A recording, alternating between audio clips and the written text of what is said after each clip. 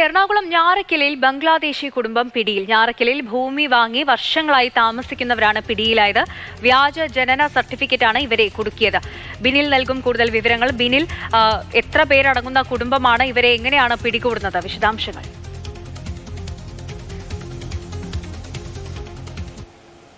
ഭാര്യയും ഭർത്താവും 3 കുട്ടികളും അടങ്ങുന്ന കുടുംബമാണ് ഞാറക്കലിൽ വർഷങ്ങളായി താമസിച്ചിരുന്നത്. നമ്മളെ ഞെട്ടിപ്പിക്കുന്ന ഒരു വസ്തുത എന്ന് പറയുന്നത്, ബംഗ്ലാദേശികളായ ദമ്പതികൾ ഇവിടെ വന്ന് സ്ഥലം വാങ്ങി ആധാർ കാർഡ് അടക്കം സംഘടിപ്പിച്ച് സുഗമമായി ഇവിടെ ജീവിച്ചു പോരുകയായിരുന്നു.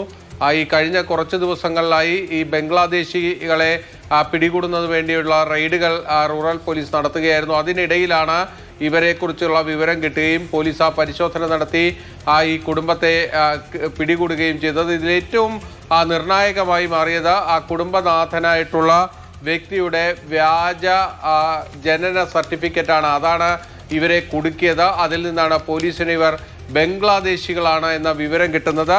ഇവർ ബംഗാൾ സ്വദേശിയായിട്ടുള്ള ദസറത്ത് ബാനർജി എന്ന പേരിൽ വ്യാജ ജനന സർട്ടിഫിക്കറ്റുമായിട്ടാണ് ഈ 38 വയസ്സുകാരനും ഇയാളുടെ ഭാര്യ മരി ബീവിയും വർഷങ്ങളായി ഞാറക്കലിൽ താമസിച്ചിരുന്നത്. ഇവിടെ താമസിക്കുക മാത്രമല്ല, ഇവിടെ ഭൂമി വാങ്ങി ഇവിടത്തുകാരായി അവർ മാറി താമസിച്ചുകൊണ്ടിരിക്കുകയായിരുന്നു. 3 കുട്ടികളും ഇവർക്കുണ്ടായിരുന്നു. ആ കുട്ടികളെ ഷെൽട്ടർ ഹോമിലേക്ക് പോലീസ് മാറ്റി. ഈ ദസറത്ത് ബാനർജി എന്ന പേരിൽ, വ്യാജ പേരിൽ ഇവിടെ താമസിച്ചിരുന്ന വ്യക്തിയെയും അതോടൊപ്പം തന്നെ ഇയാളുടെ ഭാര്യ മരി ബീവിയെയും ഇപ്പോൾ പോലീസ് റിമാൻഡ് ചെയ്തിരിക്കുകയാണ്. ഞെട്ടിപ്പിക്കുന്ന വാർത്തകൾ തന്നെയാണ് ഇപ്പോൾ പുറത്തേക്ക് വരുന്നത്. കാരണം ഇത്രയധികം ബംഗ്ലാദേശികൾ നമ്മുടെ നാട്ടിൽ ഈ വ്യാജരേഖകളുമായി താമസിക്കുന്നു എന്ന് പറയുന്നത് നമ്മുടെ സുരക്ഷയെ തന്നെ ബാധിക്കുന്ന ഒരു കാര്യമാണ്.